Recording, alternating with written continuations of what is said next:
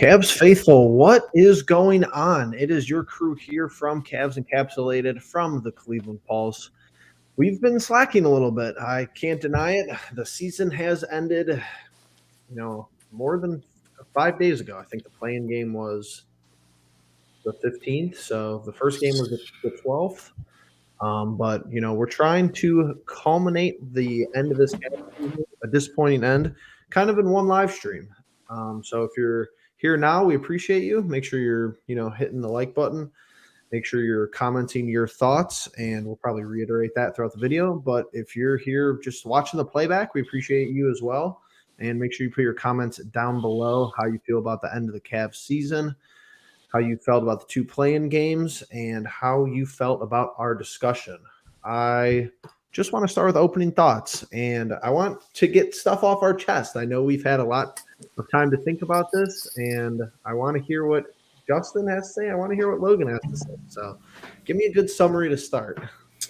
Of the play-in game or of the season? I think we should probably go play-in game first, right? Anything you want. Play-in game works. So I'll start with the play-in game just because that was the last thing to happen, and I feel like the overall season talk should happen a little bit later.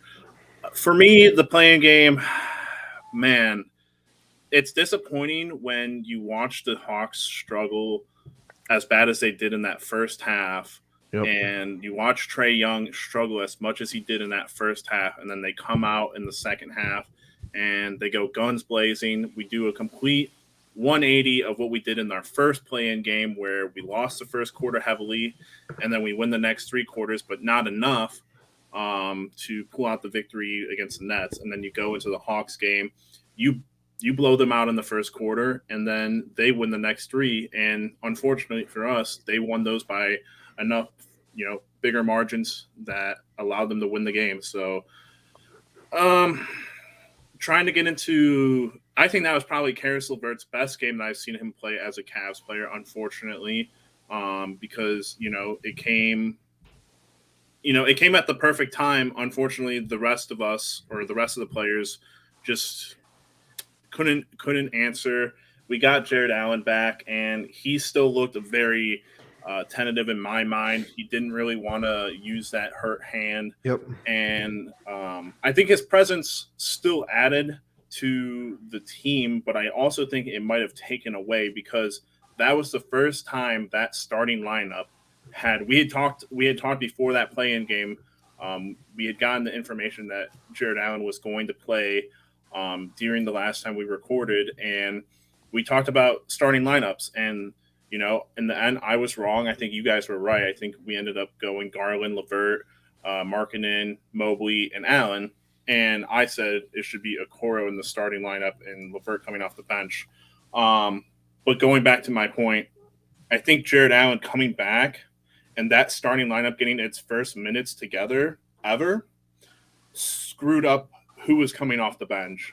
We only played 3 players, so Jeff made a point about that with the Nets, where they went with 7 to 8 guys, and they just ran them. They just ran them to the ground and won their games. And we went with Kevin Love. Oh boy! All right, I'm gonna mess it up here. Kevin Love, Isaac Okoro, and Rajon Rondo. Yep. Probably Okoro and Love make sense. Rondo probably doesn't make as much sense. I was hoping that Chetty was going to come off the bench and get some minutes. I think people were thinking Lamar Stevens would come off the bench. I just think that, unfortunately, I don't think we rushed him back. I do think we rushed him back because he was still obviously hurt. But I think a lot of things were just out of whack for that game. And I apologize for going on a tangent there. But those were all my thoughts that I could think of as of this moment. So Rondo was the worst plus-minus for that game, minus 18. So it's a good point you bring him up. Over to Logan. What do you have to tell us, Mr. Logan? Oh, Jeffrey, I've gotten to sit on this for 5 days, like you said. And I think at the end of the day, if we had gone live right after the game, we would have been doing this Cavs team a disservice. Yeah. We would have been discrediting them. I think at the end of the day, we'd have been acting on pure emotion, which is good to watch for fans. It's good to watch in the sports broadcasting world. But when it comes to us and who we are at the end of the day, we support the Cleveland Cavaliers through and through thick and thin. We support the Cleveland Cavaliers. This team had one hell of a season. One hell of a season. Things didn't go right towards the end of the season. That Hawks game, we said things would be a little bit askew, is that the word, coming off the bench. And, I think as we get into this live stream, we're going to talk about JB Bickerstaff. I think easily the worst game he's ever coached. But like I said, this is part of me is just like, I get a little, I don't know, like, I get my emotions going here. I mean, this was the most invested I've ever been in a Cavs season. This Cleveland Cavaliers team gave Cleveland hope at a time where we needed it the most. The Browns sucked.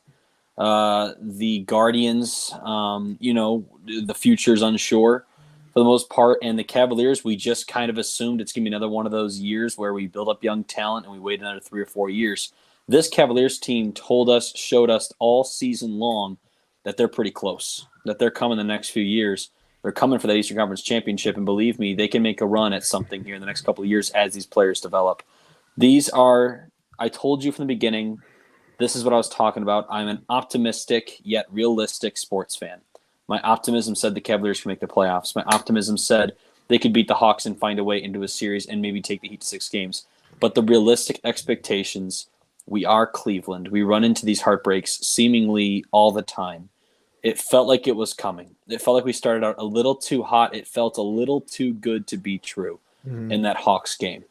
And things came crumbling down. I wish it was another player. I can't stand Trae Young. I don't like the way he plays basketball. But at the end of the day, you tip your caps to the way that they fought, the way they battled. And the Cavaliers, get back to full strength, have some off season, really learn each other, figure out what the hell you're doing rotation-wise. JB needs to sit in a room by himself for a week and figure out rotations and figure out what works, because the last few weeks of the season, man, finding all those rotations, how the hell does Cedi Osman not play 1 minute in the NBA playoffs? That doesn't make sense to me. I will back that up, though. Cedi had played awful in the... Of course. But what was working? Clearly nothing not Cedi was working. Not Cedi at the time. No. Offense was terrible. Cedi wasn't working. But my point is that little spark plug, we could have used it when they were going on this run. Or for the love of God, put Cedi on Trae Young instead of Lauri Markkanen's big ass guarding him. You know what I mean? Like, this is what I'm trying to say is there was other things, other players, other ways you could have gone about defending in that Hawks game. And I don't think JB made one single adjustment. Didn't even throw in Lamar Stevens for just a blow, just to try to get in Trae Young's jersey and wear him down a little bit. But again, I'm getting away from my topic. The Cavaliers have hope. The Cavaliers are going to be good. It is disappointing. Jeffrey said it perfectly. We are very excited from a preseason standpoint. We're very disappointed from a all-star break standpoint. And I think both those statements are true. I think no one can really argue with you on that. And we look forward to next year. We got a couple people flooding in. We got Ashton, always loyal to the brand. He says, big offseason coming up for the Cavs. Don't think it's panic time just yet, but close, but not yet. I think he brings up an interesting point. I don't think you're going to hear a lot of people talk about, maybe hitting the panic button for this Cavs team because of the season we had, but we're going to talk about some things. We're going to try to debunk some narratives, maybe, have some formal discussion about some things. I'm going to comment on what you guys just said. Basically, B Skrills in the house. This is what Justin was saying to me, especially about the first half. And now you're seeing it in the first 2 games of this Miami series. It's like you could guard him. He's had a horrible start to this series. So after the game, personally, I was like, I was thrilled with that box score. You give up 107 points. You're at home. You'd really like to. My target number was like 101, 102, but I'm not going to be upset with 107. Trae Young has 37, 38, mostly in the second half, and their next highest scorer has 19. That's the way you have to beat teams like that are superstar dominant. I think we did a good job. You're really not going to we don't have anyone who's going to shut them down. Apparently, Miami's team defense and just the way they're coached and, whether it's Spoelstra, whether it's just some of their athletic ability, they've done a great job on him in 2 games. Probably some of the best defense I've seen played on him, maybe in his career so far. So he is human. Logan brings up the rotations. I don't know. I think, Logan, you say that he has to sit in a room by himself. I think he's got to sit in a room with Kobe Altman and try to figure stuff out. True. Because you can't have Jetty Osman be a top 5 paid player on the team and just not play. Like, I don't know what it is. I guess there was some rumors that he had an injury. I can't corroborate this. I've seen this claim. I've only seen it like once or twice that he wasn't feeling 100%, and that's what got him out of the rotation. I don't know if that's true. I feel like we've heard that from Jetty, in the past, and it just hasn't been the case. But man, not the way we wanted to go out. We're going to talk preliminary offseason just to start, nothing crazy. Obviously with the, playoffs still going on, there's some interesting scenarios. We still have to do draft prospects, yada, yada, yada, which I'm excited for, but I think the interesting thing about the Heat Hawks series is that I think Trae Young, unfortunately, and this is why I hate the play-in.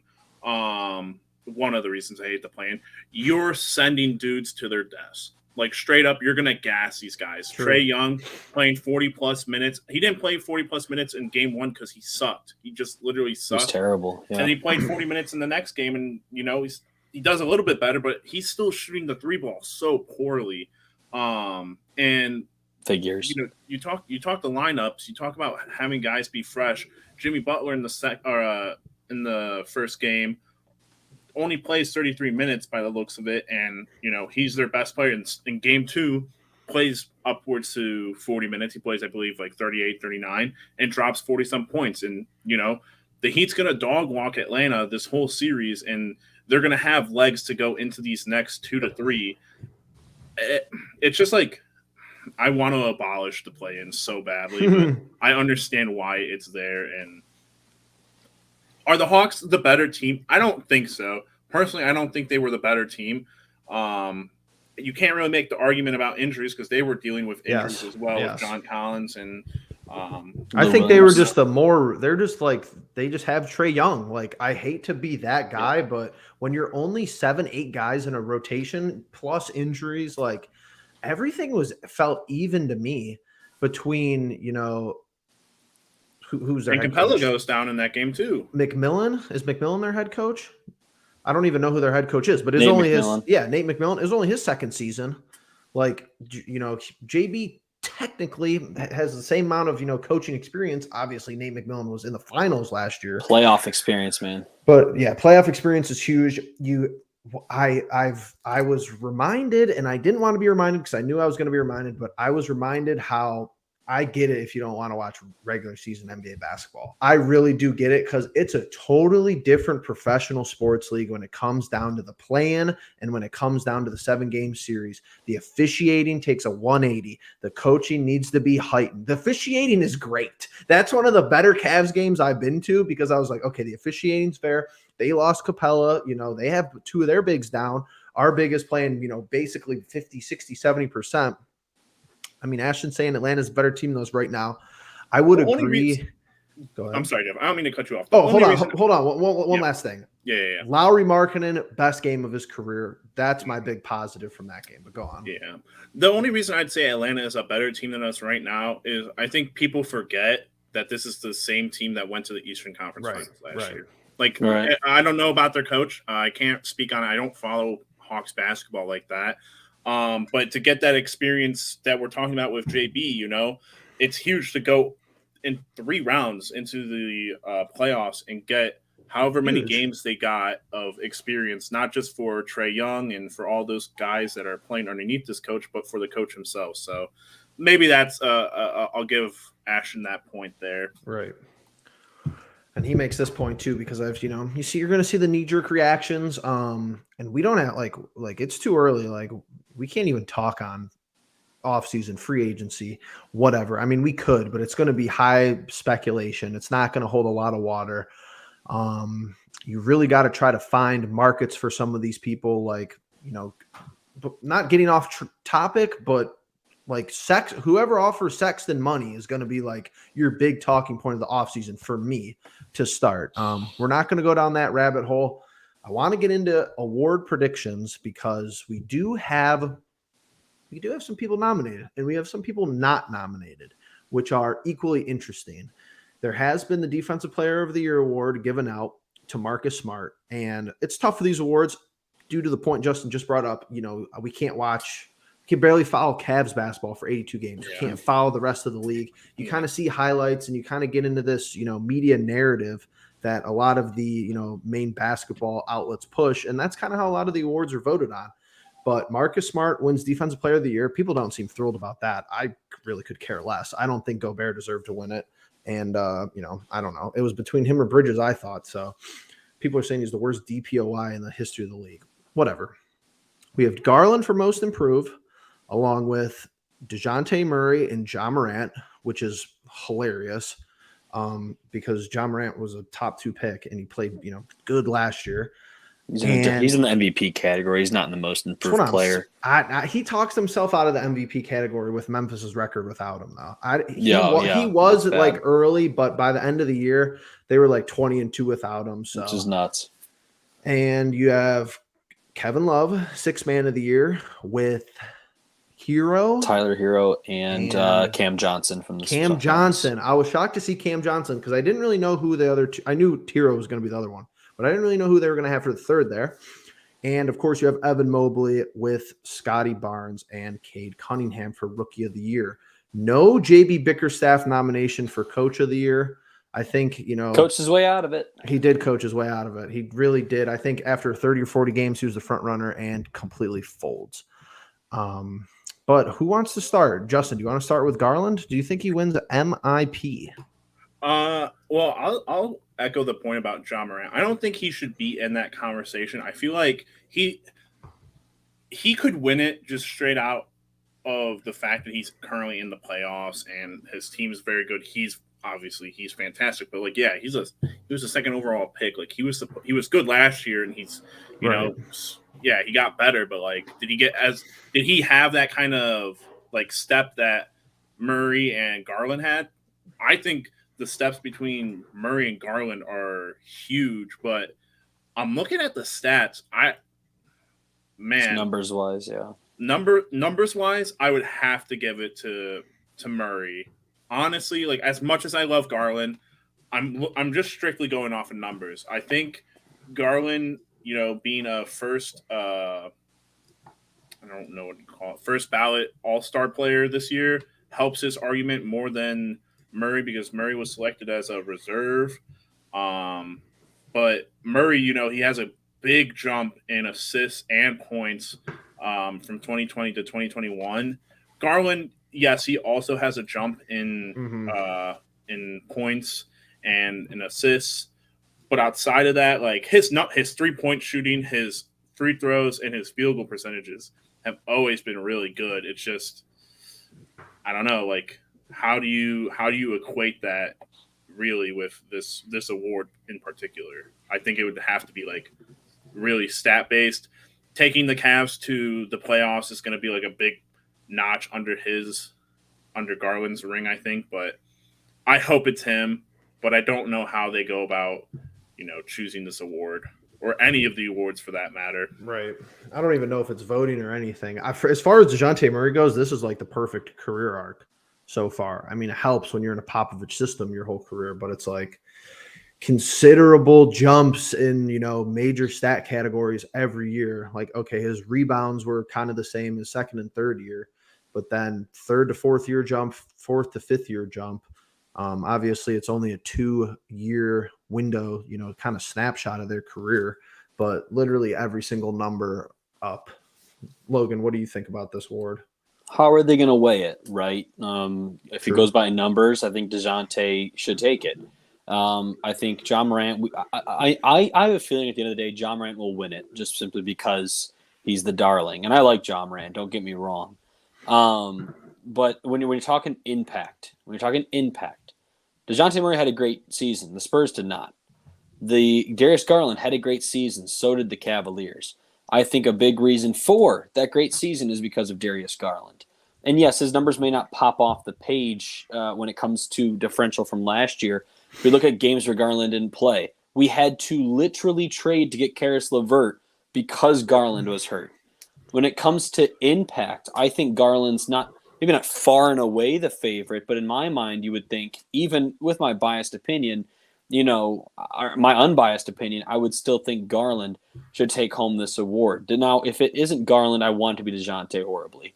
I will think something went wrong and something is if Ja Morant wins Most Improved Player, I think it just proves that these votes are hoaxes. And if you ask any of the NBA players, that they've said in the past, why are these people who have never probably even stepped on the court in their life deciding who is the best basketball player?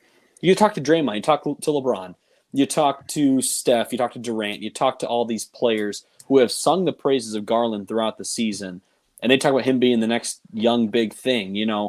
People are talking about Josh, sure, DeJounte, absolutely. But people are really seeing the impact that Garland had, and if it was based on that, based on numbers and impact and team success, then Darius Garland should win. I've already put out predictions for these awards over on my Twitter at Jeffrey_Santa. If you want to go follow me, because it says like that next to my name. If you want to go follow any of us, it says that next to our name. We do talk Cavs ball, and we do talk, our personal lives. So if you want to get to know us more, for whatever reason, you would want to do that. If you love video games, hit Justin up. Kid knows what he's doing, and he also streams. So a little selfless plug here, but I think Murray's gonna win it. I hope he does. I think he's gonna win it. But I think they got to make these look good for optics, because the NBA is kind of like I said, the regular season NBA, is kind of like a laughing stock, and the awards are kind of like based off that. Obviously, I hope they are, because it's like if you don't get in the playoffs, it's kind of a tough ask, because some people get to maybe extend their resume. There's really not a whole lot of transparency on how it gets done. And I think we're going to go to the most interesting one next, which is Sixth Man of the Year, because this is where the real debate happens. Because if you truly just are blind, Tyler Hero is the clear-cut winner of this award. But you look into the nuance of how the season has, transpired. He plays starter minutes in Miami. Yeah. I know that's probably not built into the award. It's just like, okay, he's the first person off the bench. He's our best bench player. He wins it by default. If Kevin Love wins this award, I will, if Tyler Hero doesn't win, if it's just one of the other two guys, I will think more highly of the voting crew. I think Hero's had a great season. I wouldn't be mad if he won it per se, but I just don't think, he's a true Sixth Man of the Year. I'd have to go back and look at previous winners, see how many minutes they played.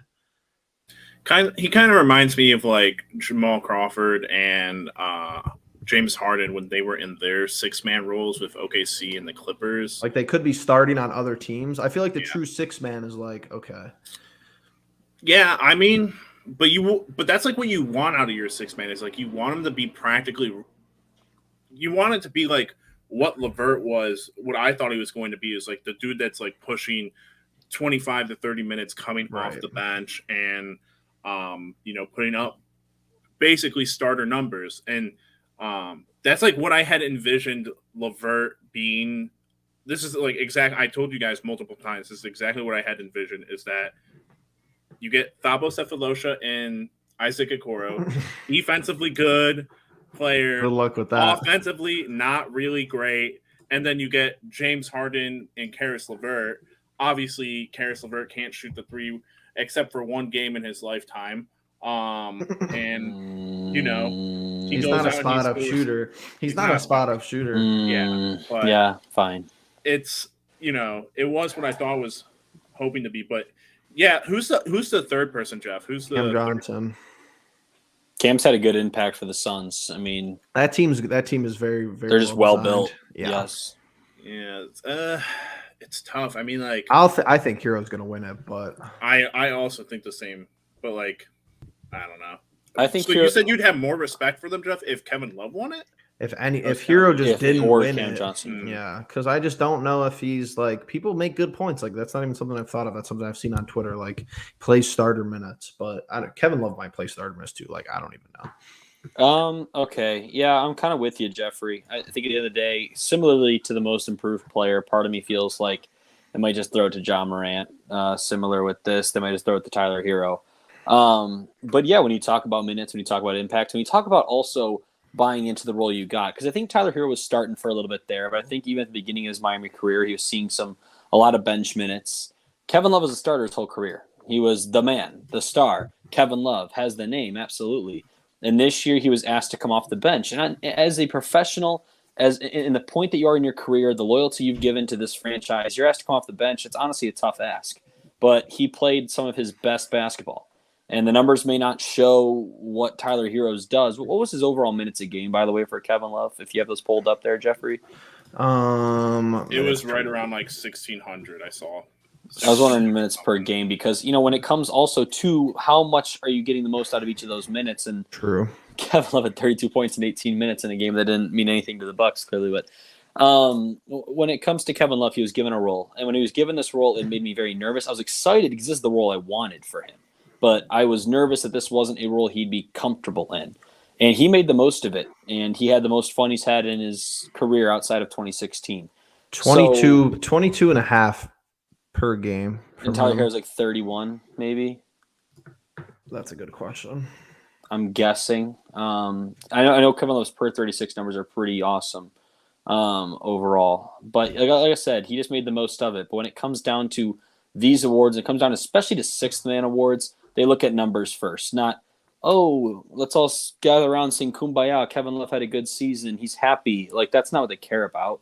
They're not going to care about that. 32.6. 32 is starters minutes. 10 more minutes. 10 more minutes a game for Hero. That's what I'm saying. Like, if they looked at per 36, Love would win it. But they're just. The voters are got to be casual. Yeah, MZC's right though. Hero at the end of the day is going to win this award, and that's my final prediction. Happy for Kevin Love though. I'll say. I think Doris Burke is a voter. But like, I know she knows ball, but it's like, how many people? Like, who are these people? Like, you bring up a good point, Logan. There's some sort of Cleveland reporter that is a voter somehow, and somehow he is. I don't know if he's a. Maybe I'm wrong. Maybe I'm completely wrong. I think I know who you're talking about though. I was at work and I was just scrolling through, and it was about the 6-man award. Is Brian Windhorst a voter? Probably. Right. Is that who I'm thinking about, Jeff? That's Is his tweet something about Tyler Hero playing minutes and Kevin Love playing like a true 6-man role? But yeah, he was making it sound like Kevin Love is like the surefire 6-man of the year. He plays like the quintessential 6-man, just like, I don't know. I'm not 1,000% sure, but it'd be interesting to see if, Kevin Love won. I don't know. I think that's definitely like one of the most interesting awards outside of maybe. I don't personally think the Rookie of the Year award is very interesting, fully biased, and I know, like Ashton said, the voting stops before the playoffs, but if the Raptors get swept, well, Scotty's hurt, so it's kind of not even a point anymore. But I was thinking about that with the playoffs. Like, if the Raptors don't win a game, like, sure, they got a playoff series, but like they won, They didn't go any further than the Cavaliers. They won as many playoff games as us if they get swept at the end of the day. So I personally think that's the easiest one. I think it's Mobley as far as, rebounding, scoring, the defensive impact, blocks per game. Overall team record impact. Let's not second guess it. 21 plus wins this season from last season. Mobley's a big reason for it. Yeah. Also, real quick, before we keep moving on. Oh, you're good. I think we also, and this is probably sour grapes, and I don't really care, but I think we would have been a better matchup for Miami. Just wanted to talk about this really quickly. I totally agree. Because Miami, they got some shooters on the wings like Duncan Robinson, Magic Strus, but a lot of their offense is from Jimmy, kind of going to the rim, or insert player here going to the rim. Imagine them meeting Mobley and Allen. It could have been a very interesting series. I could have seen us forcing it to 6 or 7. Just a random little point I'll throw out there right now because, why not? I agree too, like in theory, but then I think about how like just the offense looked so bad during some points of the play-in tournament. And I'm just like, I don't know really. I do agree, like we're not superstar oriented, so I will admit, I feel like 580 winning percentage with Evan Mobley on the court though. I mean, it's nuts. That's pretty good. Before having the first play-in game even, done and over, I was messaging with Ricky, friend Ricky. a very good watcher of the show, but Number one fan. he was talking to me about who he'd rather the Cavs match up with, and he was saying the Heat for reasons that I didn't agree with. And I was saying I'd rather match up with the Celtics. I will admit I was probably wrong after watching, the Nets beat us the way they did and watching that first game of the Nets and the Celtics. That was a great game, by the way. Yeah, fantastic. But like the way we're built, we're missing I think Evan can really develop into this player, but as of right now, we're missing that like second aggressor that's not Garland that can consistently put up like 25 and really have Colin a huge Sexton. impact.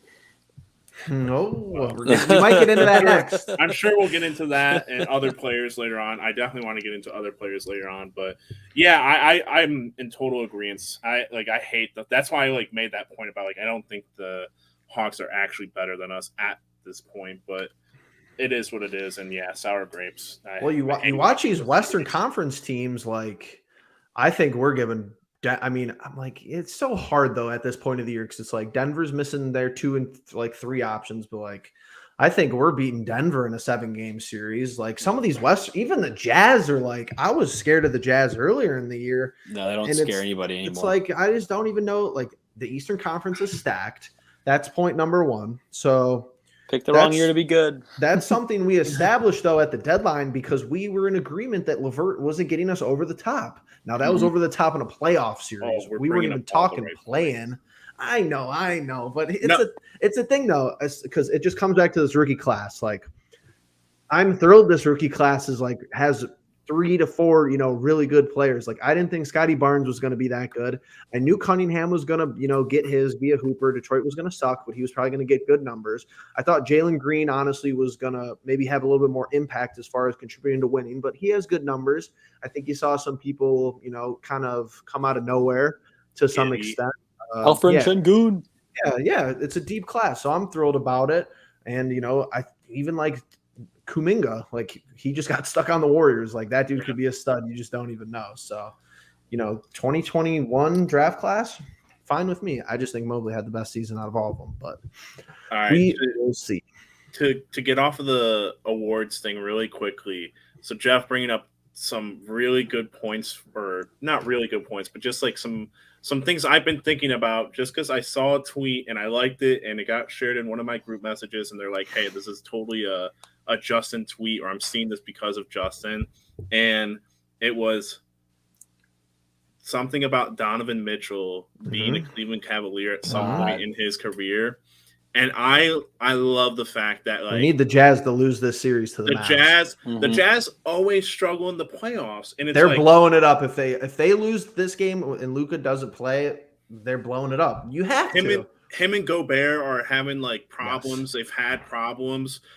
I mean, they gave him a huge contract. I'm sure they're going to want one more year of him. But then you talking about LeVert not getting us over the hump, I would sign Colin Sexton. I keep LeVert, and I'd send the pick right now and another assortment of a player or picks to get Donovan Mitchell on this team. Anyone that's not Garland. So that's not going to happen first in this offseason. If the Jazz lose, you never know. I was just going to go around and say, what do you think is going to happen first? But Donovan Mitchell is, he's intriguing. He is a 2. We kind of need a 2. I will admit, we kind of need a 3 the most. Yeah. I can tell you what the Cavaliers need right now, guys. Go on. Consistent shooters. Wow. And we saw it in the Atlanta game. First half, knocking them down with these. Second half, can't buy one. That's been the story of the Cavaliers this season.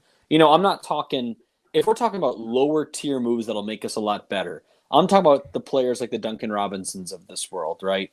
I'm talking about even further back a Kyle Korver-like player. I'm talking a strict this roster this year. Consistent. Not to interrupt you, this roster this year needed 2016 J.R. Smith. Yes, something like that, right? Then that's what I think the Cavaliers need desperately. Lowry starts hot. He's always been streaky, kind of finishes a little bit colder. Karis LeVert, streaky, not really your go-to three-point shooter. The only real go-to true three-point shooter on this team is Darius Garland, in my opinion. Dean Wade has to spot with that. Dean I Wade, mean, like, Kevin Love. I'd go like Kevin Love. Chetty too inconsistent for me. I would go Markkanen. Honestly, the dude. I would. I would. Consistency. It's tough, but like if I'm like, all right, Garland and Markkanen, you get 10 shots each. Who do I think is the actual spot up like catch and shoot? It's Markkanen. I rarely see Garland catch and shoot. It's either off the dribble, and Garland did not shoot threes very well in the play-in. Yeah, no, he didn't. But my point is we need more of those shooters. And Kevin Love, listen, had a great season. I give him a lot of credit. He drilled a lot of three-pointers. But I also think he's one of those players that can disappear. We saw it multiple times this season. He'd have a stretch of 10 games of shooting the ball like crazy, and then we wouldn't even hear his name for a while. And, of course, now he's in Sixth Man of the Year contention, so I'm sounding like a real idiot. But my point is we need some guys on the wings. I don't want another big that can shoot. I don't need that. I have my bigs for the future. I have my bigs off my bench. Lowry is not a big, though, but we have two bigs. We really need – we have a 4 and a 5, and we have a 1. It's like, Lowry could play your 3, but to what cost of your 2, depending on your 2's play style? Like, okay, is Lowry going to be as good if we get a 2 who's competent, or is Lowry only super aggressive because, like, Isaac Okoro isn't shooting, can't shoot, or doesn't want to go to the rim?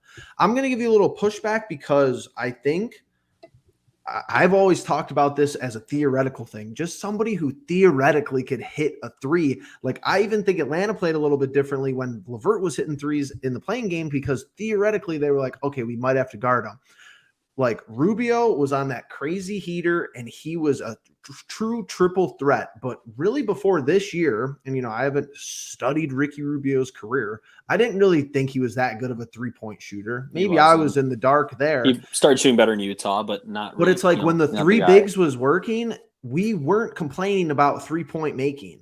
It fell apart. It deteriorated, but it's like Ricky Rubio could hit a shot for you in the clutch when you needed it fourth quarter. Garland could do that.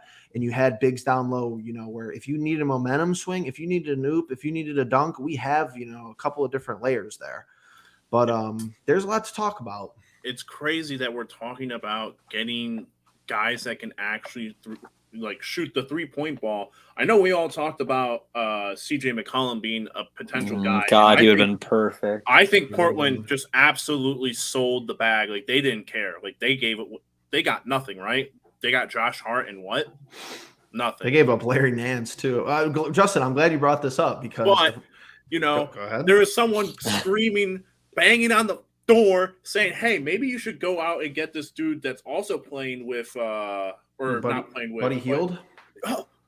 Buddy Hield? No, Jeff. No, not Buddy. It couldn't possibly be the guy. Couldn't salary match. After he got traded, was scoring 18.2, 44% field goal percentage, 36.2 from three-point land. Oh, who's this? 13.6 points per game and 31%? Oh, that couldn't possibly be Karis, could it? No way. Not Karis LeVert. It's okay. Isaac Okoro was our best three-point shooter down the stretch. He's really taken the turn offensively. Yeah. But I'm glad this was brought up because I actually, if we're starting off crazy, let's start off crazy and then let's do what we actually think is going to happen. LeBron. But I saw LeBron. I saw LeBron trade earlier. This was me a couple days ago responding to Mac Perry. Shout out to Mac over on Twitter and on YouTube. And he was saying there was a Bleacher Report apparently that had Anthony Simons as a potential target for the Cavs. I never saw this report, but he's asked about it. And I watched Portland, too much, honestly, this year, but just because I like West Coast basketball, I'm a night owl. But I said, he's a hooper. Don't see Portland parting ways with him as he's someone they could build around. I think you would see Dame being traded to the Cavs before Anthony. And I do really believe that. And 12 people liked it. So I got the validation for it. I think. Damn, 12 people. I think that if you want to move for somebody crazy, I think your trade targets this offseason are going to be Donovan Mitchell if the Jazz blow it up.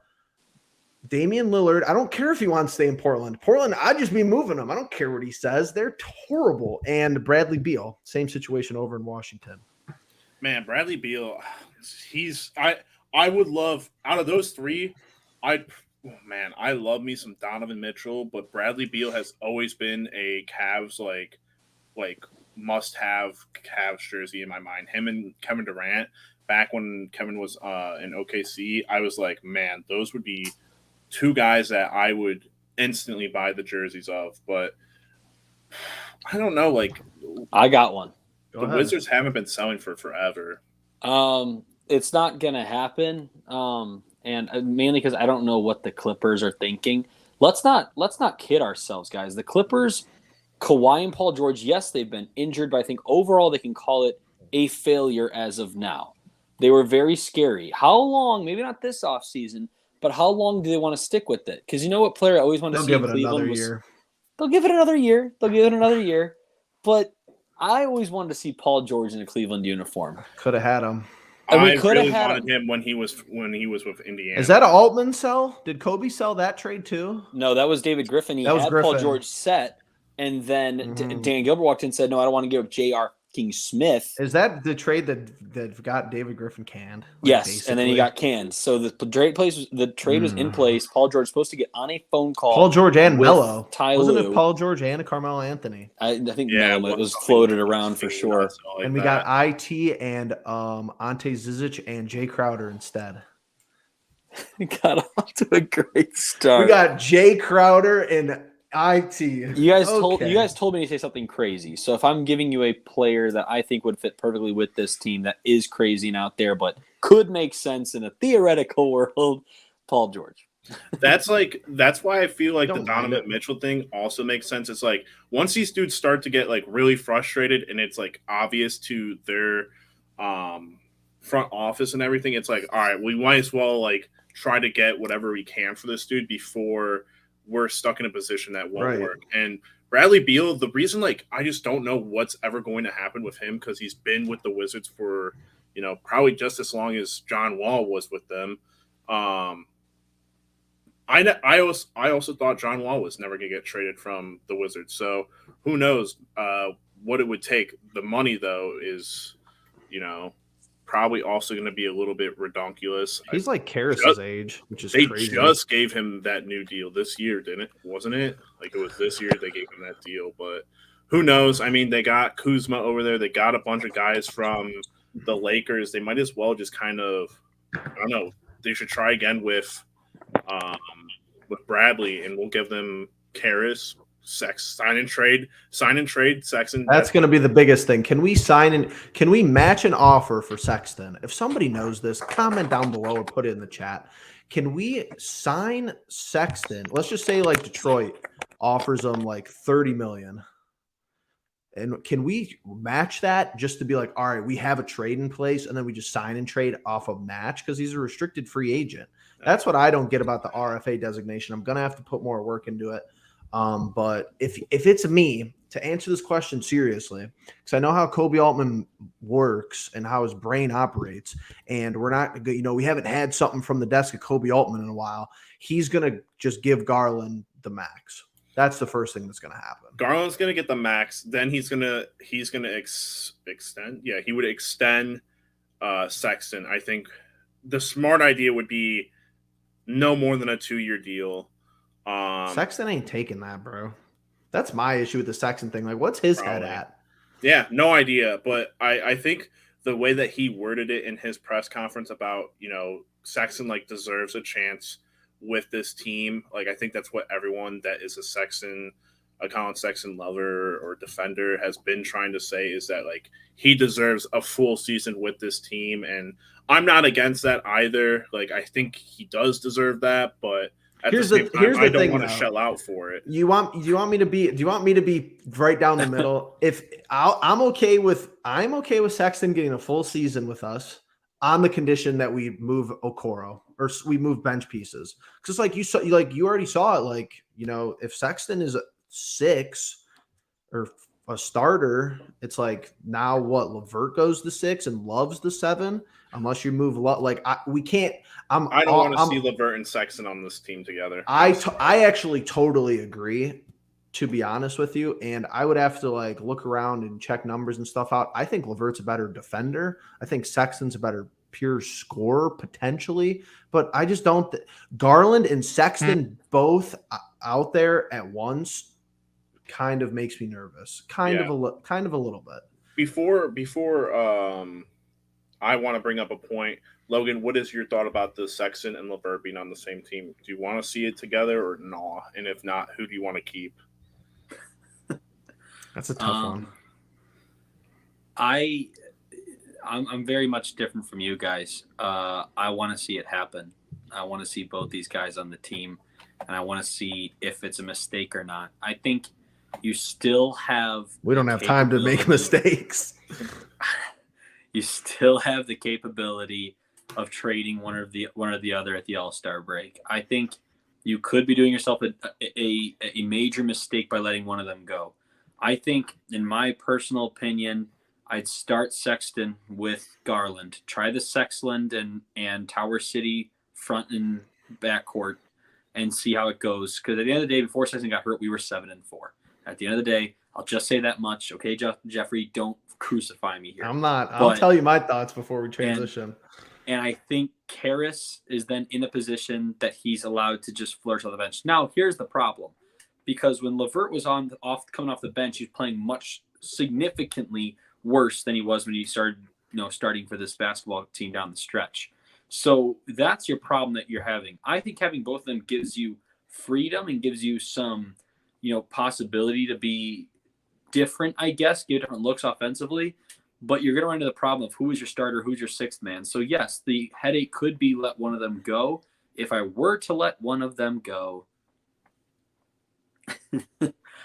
whew, that's the question of the day. What about both of them? No. I ain't getting rid of both. And, Justin, you're about to be shocked here. And, Jeffrey, you might get more shocked. No, you're not. No, you're not, because I'm going to switch my mind to the last second. I'd get rid of Sexton. I'd get rid of That's Sexton. Smart. Because at the end of the day, Sexton's going to be worth more money. I think Karras is probably going to get a lesser contract the next time he needs some money. Whereas Sexton, you're going to have to pay. And LeVert, that doesn't mean that I like LeVert basketball-wise. I think actually basketball-wise, I like Sexton more.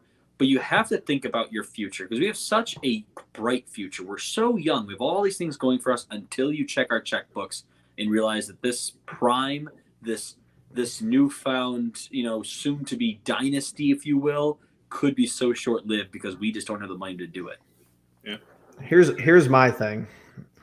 My contract, which is a little bit weird because he's a power forward, but the contract that has kind of done it for me is that you see the Mavs, and I'm not saying they're geniuses, but the Mavs extended Dorian Finney-Smith. Do you remember this, Logan? For $52 million for 4 years, $13 million a year. He averaged 11 and 4 and almost 5 rebounds and almost 2 assists this year, making 13. They gave him a 13, annual $1 million extension. Because I've seen this floated that we're going to give Sexton 2 years, $22 million. He's not taking that. He's going to want at least $20 million, I think, per season. And my personal favorite outcome is that a team, the West would be even cooler. I doubt it, though. I don't know if there's going to be a West Conference team that wants to step up, but I think you see Detroit or Orlando offer him like $30 million a season. And Kobe Altman, just play the hands are tied behind your back charade. Just say it. Even if you can match it, just be like, we couldn't match it. We tried. We wanted to keep them. Somebody's offer outbid us. That's the best case scenario for me with Sexton. Of course, I'm not a huge Sexton believer, but, we all have our different opinions. It's fine with me. I think baseline, everything is on the table. Outside of course, you're going to have Allen. Of course, you're going to have Mobley. Of course, you're going to probably give Garland the max amount. Everybody else, I think, is liable to be moved. Even Lowry, I guess. I think that's basically just how it goes from there. Yeah. Go ahead. So, Jeff, I want to call you out. Call Not me out. really like call you out. Call me out. You've been alluding to it a couple of times here with your, you don't have a lot of faith in Colin Sexton. I don't. Another player you don't really have a lot of faith in. Oh, Logan, please tell me you can still hear me because I want to hear your thoughts on this. I can hear you. Come on. The other player you don't really have a lot of faith in, and I don't think from day one you've never had a lot of faith Okoro. in him. Isaac Okoro. Yeah. And I have faith in him to give me like 6 points a game, 8 points a game. Right. And Jeff, you know what? I was just scrolling through Twitter yesterday before our thing.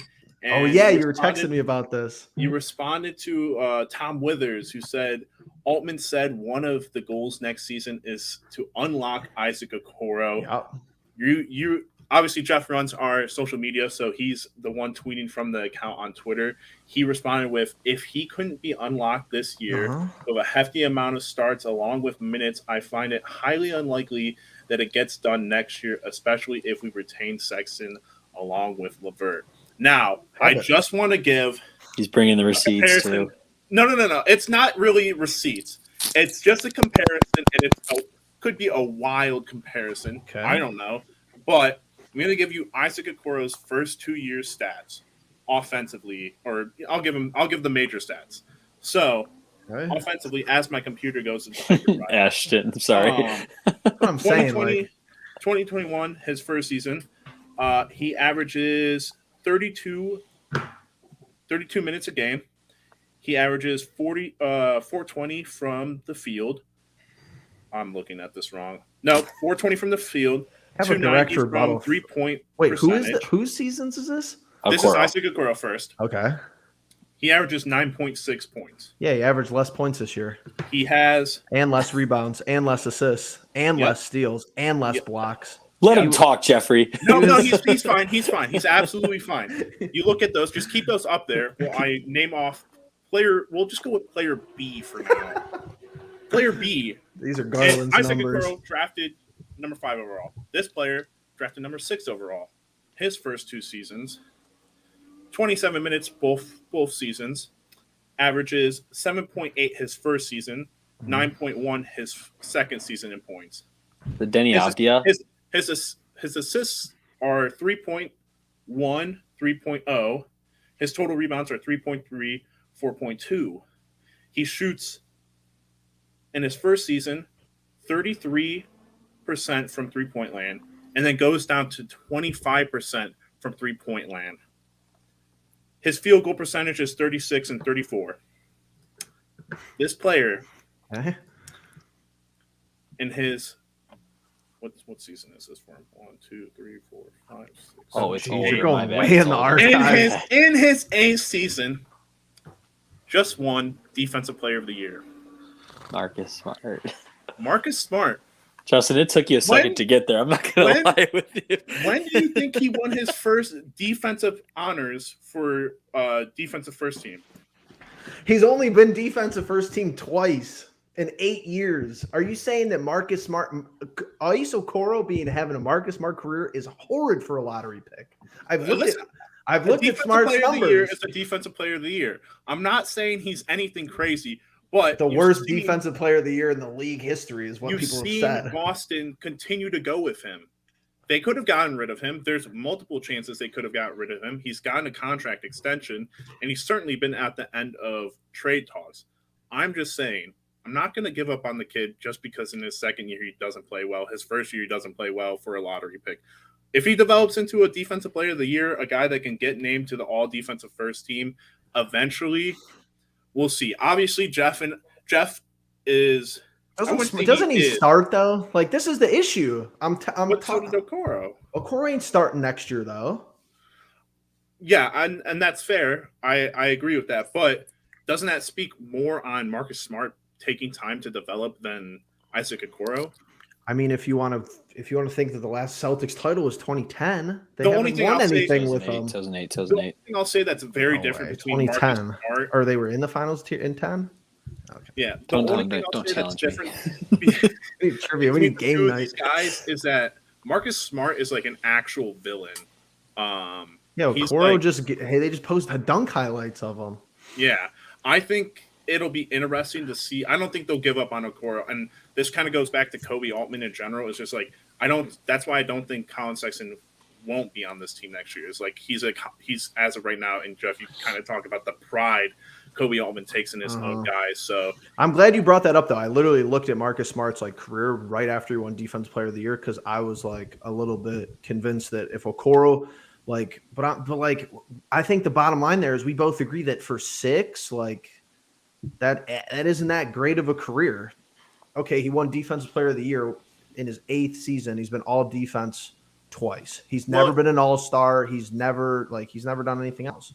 Right. But that's to get into the picks thing, it's always so hard, dude. These guys, they play college basketball and whatnot, but DeJounte Murray, he was a bottom of the first round pick, and that's what I'm saying. We could have had Tyrese Maxey, but he could have kept Kevin Porter Jr. 5 or 6 years to develop into an all-star. But Maxey's Okoro's draft, he was 20. Okoro was 5. I agree. Guys just come out and they're ballers. That's just how it is. I agree with you, and it's okay, yeah, it helps when your third option Harden and Embiid are giving you looks. Yeah, but it's Garland and Garland's giving you looks. It's not like we're this poverty team anymore. We had good looks all year. It's no, I agree with you, man. The drafting's hard. You got to give people time to develop, but it's okay, we're going to give Okoro 6 more years. I would shell Okoro out in an instance if it meant I could get Donovan Mitchell or Bradley Beal. I don't care. Listen, I'll defend him when I can in some areas, but I'll shell him out in an instant. Don't anyone get it wrong here. I'll shell him out in an instant for Donovan Mitchell, Bradley Beal right now. Well, this is the little narrative I wanted to kind of debunk live too, because I think people misunderstood this tweet when I tweeted out Cavs players who surpassed 1,500 minutes this NBA season. And there's 7 people on this list. Only 3 of them were drafted by Kobe. So I get it that your core were drafted players. I do get it, but you see in the playoffs that your 1 and 2 guys don't really win it for you. It's really your 4th, 5th, and 6th guys, and maybe onto your 7th guy. So it's 4 out of the 7 people who played the majority of the minutes this season were trade acquisitions. Well, Kevin Love obviously, is a Cleveland product, but we didn't draft him. We traded it for Minnesota from him. We traded Brooklyn for Jared Allen. We traded the Bulls for Lowry. We traded Indiana for Karras. So it's we don't. I'm out with this homegrown narrative. It's I just don't think it's going to work. You could reference teams even that have some of the best drafts ever. Ashton saying, it's so tough drafting the NBA. How about drafting? Well, I'll give it to him because it was the Supersonics, but think about drafting Durant, Westbrook, Harden, and Serge Ibaka, and you win nothing. Okay, they were so homegrown. They were homegrown L's. You can't even get to the Here's finals. The thing also. Who has ever actually drafted a championship, right? I think one of the closest things you get to it is Golden State in 2015 when you have Draymond, Steph, and Clay. And that's why I wasn't even mad when we lost in 2015 because it was that's a team to lose to, right? That's a team that was built the right way. But they still had to get a guy like Andre Iguodala to get over the hump, right? Yep. That guy does a lot for them. They still had to trade Monte Ellis to get into Bogut to lock down their center. Yep. I think at the end of the day, when you draft a team, you can take 3 guys, right? Our 2 for sure are Garland and Mobley. Mm-hmm. We're not totally sure on the third option. Maybe right now, okay, your third option is Sexton. But my point is, you're never going to have – you're rarely going to have a starting 5 that you drafted that can win you a championship. You are going to have to make a move here or there, and I wouldn't expect. I expect the Cavs to be a little more aggressive than people might think this offseason. Me too. And to this point, Ashton, I would say I would change good to great or elite. Yeah. I feel you could maybe wait 4 or 5 years to see if they're serviceable NBA. Okay, you're going to get NBA minutes, but you could have people always fall off too. I feel that's part of the equation. You don't really look at okay, we knew Zion was going to be probably great. What if he's hurt his whole career? Okay, it's that's another wrinkle to drafting that we don't even talk about. Okay, John Morant is great. Is he going to play like this his whole career? You never know. The sport's crazy. The industry's crazy. We have one more talking point, and this is a fun one. I accidentally hit it on accident, so somebody might have already read it, but I don't think I saw it. We're going to go for 5 more minutes because we're already at an hour, but I'm going to put everybody on the spot. Because this is something I've been thinking about, and no one's been talking about this, but, I'm not a huge fan of the slogan, but do we have guesses for the slogan for next season? Don't blow leads. Let them know. You Let them know we gotta didn't keep get a it 3 playoff words, series. right? Well, what was it 2 years ago? Oh God, no idea. For the land, was it? For all for one. Or that was way old. Cavs slogans. I mean, all for one, I think one for the all. land was last year. 2018, 2019. Google is telling me was be the fight, whatever it takes. Be the fight. I don't know Remember what those commercials. defend the land, whatever it takes. Be the fight. I miss All In. All in. Somebody, there's Clee Sports Talk, Cavs. It's time to lose the slogan. Do we have any guesses as for what the slogan is going to be for next year? I'm just gonna do really easy, really simple.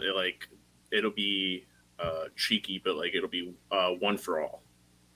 One for all. I think that's fair enough. I really hope it's not like uber corny. Well, I thought Let 'Em Know was corny. I'm gonna admit my biggest L of the year was thinking Let 'Em Know was corny, just because I was so negative at the start of the year. But I mean, truly, one, what do you expect from me?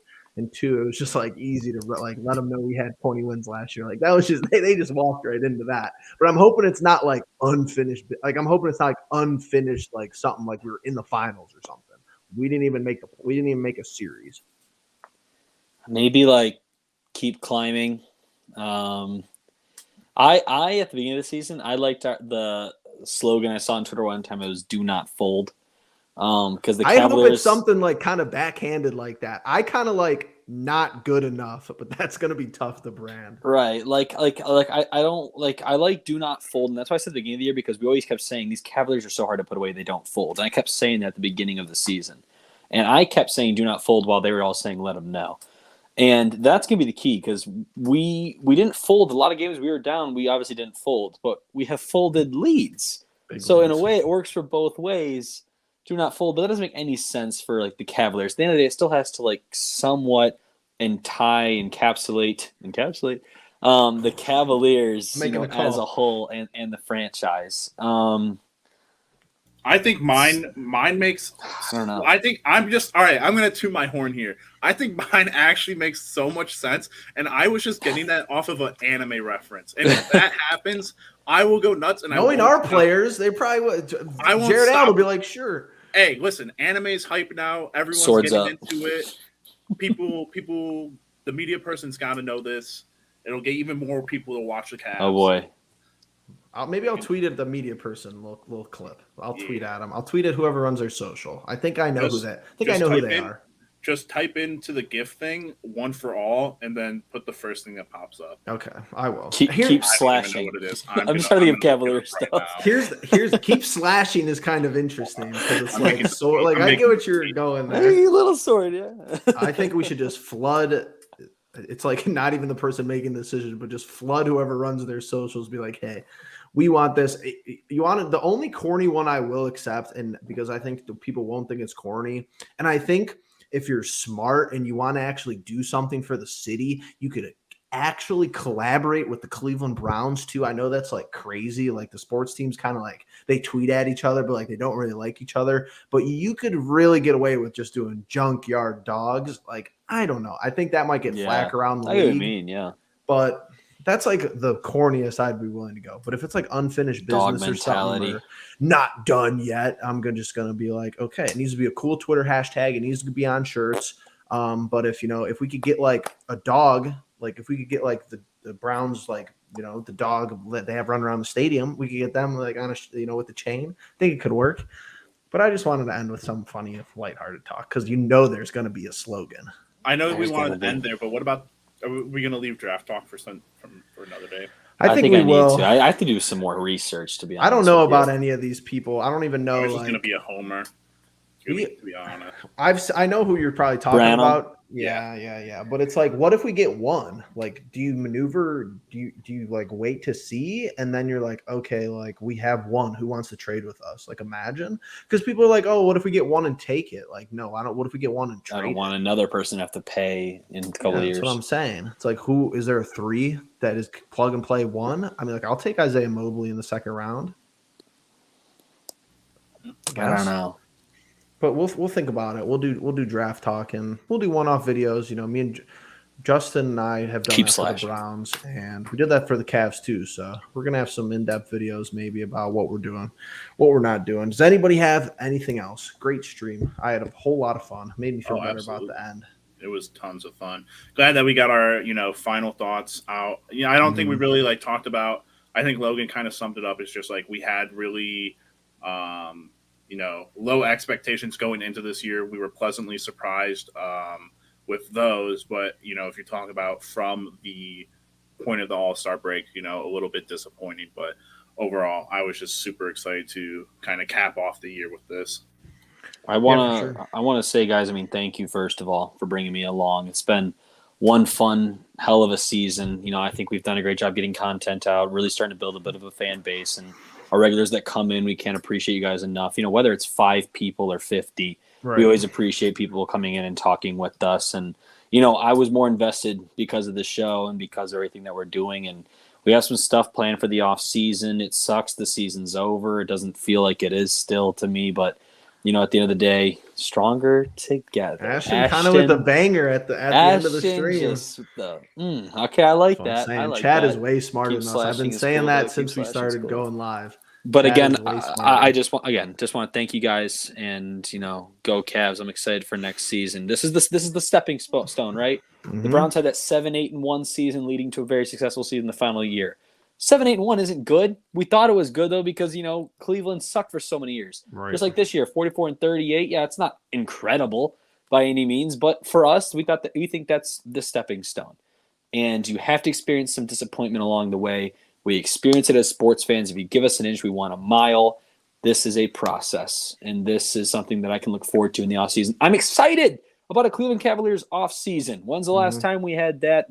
2017, right? Not even 2018 when Kyrie left, I was depressed. But yeah, go back to 2014 if you want. We're excited. Hope you guys are still excited. Definitely join us through this offseason and into next year. Let's hope we're not a one-and-done type of scenario, all right? Let's hope we're not the next. Let's hope we just don't go. Let's hope we just don't go backwards. You can't go backwards at this point. You can't go even. You can't lose in the play-in again. It's almost like they should keep slashing. That's what makes me nervous, though. It's like, okay, I've seen this with the Browns. It's like, we've seen it before. It's like the expectations is playoffs now, and then you're third in the division. It's like, okay, expectations of play-in or a playoff series next year, minimum. It really is minimum. I guess the injuries play a big part of it. The NBA is kind of a wild ride. You never really know what's going to happen. But we appreciate everybody for being along on this ride. If you're watching live, thank you. Thanks for hitting the like button. If you're watching on the playback, we appreciate you for sticking in there for an hour and 10 minutes. And we'll be back. We'll be back. Cavs cap space, Cavs draft, Cavs trades, crazy mock draft trades, mock trades, whatever. So it's Cavs Encapsulated for the last time of the 2021-2022 NBA season. We're signing off, and once and finally, I'm probably not going to say it ever again unless they run it back. Make sure you let them know.